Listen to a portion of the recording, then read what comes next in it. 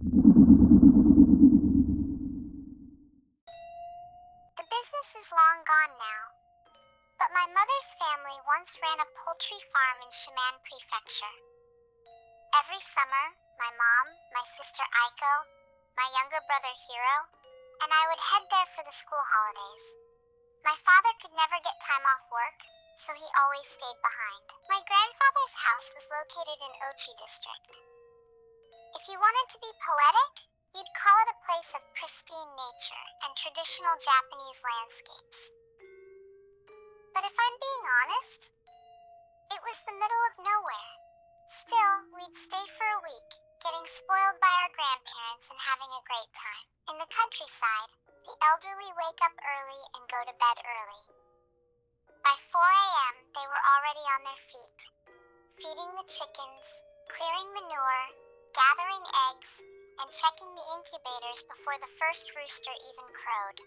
By 5 p.m., the work was done, dinner followed, and by 7 p.m., Grandpa would already be nodding off with a can of beer in his hand. Naturally, we were tucked into our futons by 8 p.m. Futons are the traditional Japanese bedding used on the floor. But who can sleep at that hour? I'd lie there in the dark, replaying the day's fun at the river, or planning for tomorrow, until any trace of sleepiness vanished. One night, as I was lazily tracing the wooden beams on the dark ceiling, I heard the shink of the fusuma, the sliding doors, in the next room where the old folks slept. Someone, with floorboards creaking under their weight, walked down the hallway, opened the front door, and went outside. I lay there in a half-daze. A moment later, the grandfather clock chimed 12 times. Ah, midnight already, I thought. About 5 minutes later, I heard the door open again. Someone kicked off their sandals, creaked back down the hall, and returned to the room. I figured it was just Grandpa or Grandma checking on the chickens or the garden. And with that thought, I finally drifted off. This happened the next night, and the night after that. Someone would leave at exactly 11:30 p.m. and return around 12:05 a.m. I asked Aiko and Hiro if they'd noticed anything, but they were heavy sleepers and hadn't heard a thing. At that age, I was curious about everything adults did. On the 5th night, I decided to tail the midnight walker. I spent the day trying to stay still to save my energy.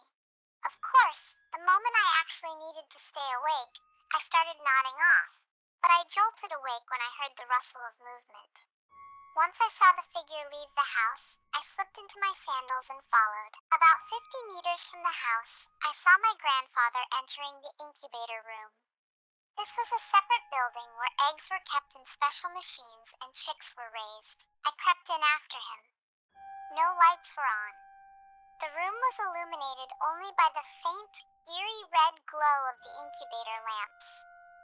In that dim light, which felt like being inside the dark underside of a kotatsu table, Grandpa stood with an incredibly grim expression, staring into the trays. Suddenly, he snatched up 3 eggs and, turning away, hurled them with all his might into a galvanized steel bin.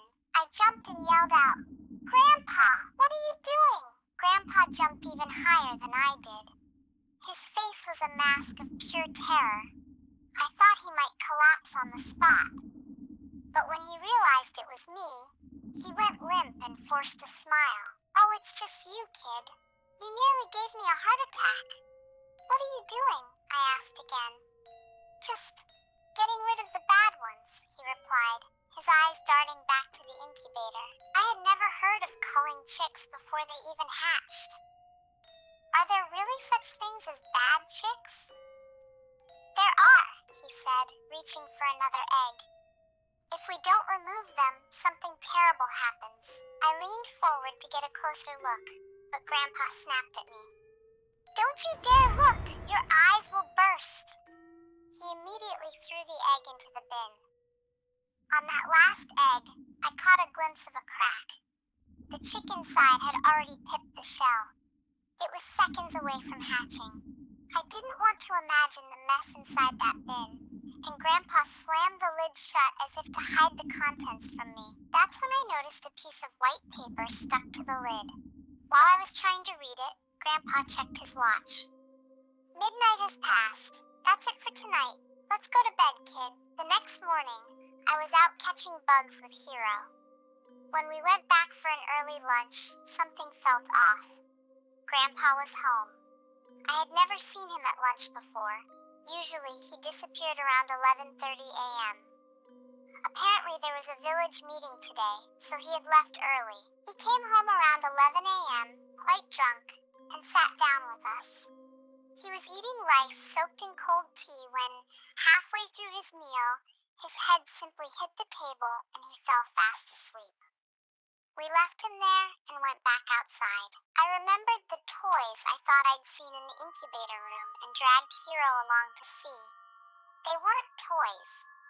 There was a hand mirror with its surface painted bright red, a tiny clay cow, cheap plastic flowers.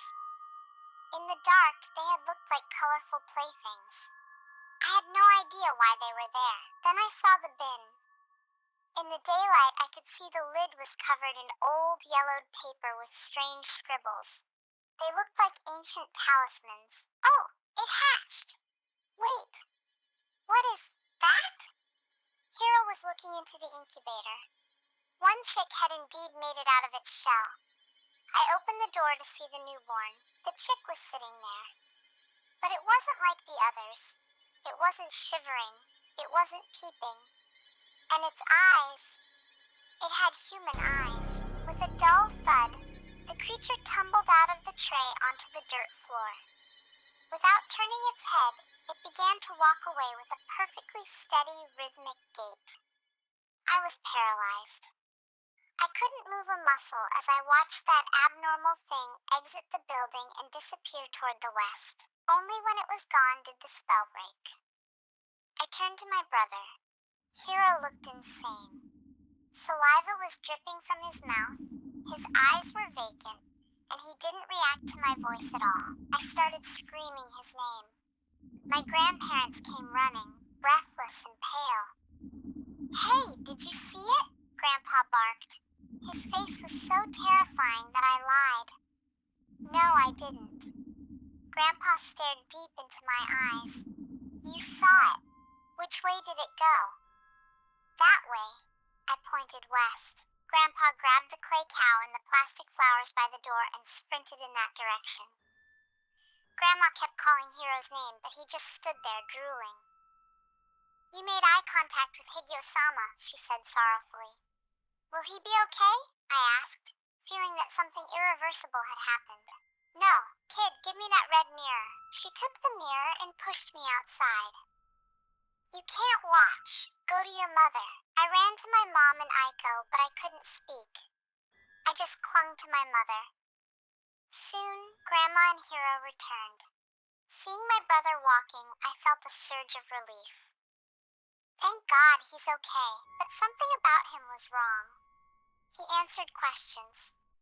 It was my brother. He remembered the incubator room.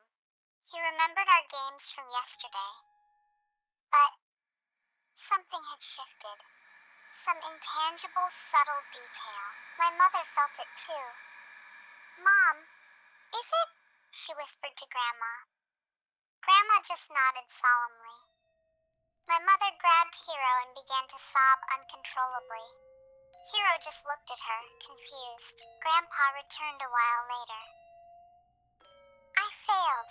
I didn't make it in time, he said, shaking his head in grief. Old woman, I don't know who it will be, but it will happen in 2 or 3 days. Get the funeral clothes out, air them out. Then Grandpa hugged Hero. I'm sorry.